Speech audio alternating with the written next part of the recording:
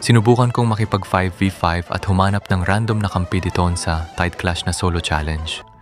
Siyempre, pinili ko na yung Diaz yung prize, nag-open mic ako at si Juniper. Kaya, yun na lang pakinggan nyo habang pinapanood ang gameplay ko. Ha ha ha. Perfect. Ano?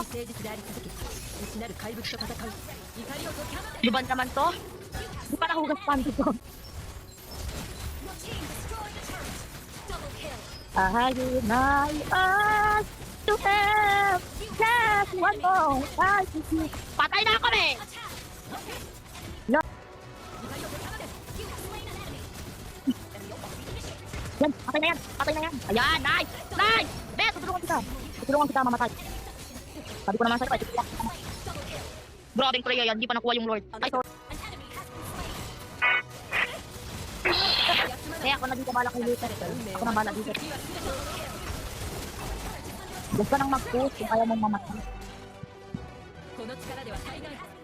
Ayun, be, oh. Be, enta, be, enta. 50 dayas na, be. Oh, ngayon pa ako naglalag. So ayun nga guys, kami ang nanalo dito. Pero ang daldal pa rin ni Juniper, panagalawang panalo niya na daw. Ito nandurog na nga ng kalaban, nagkadias pa, ha ha ha.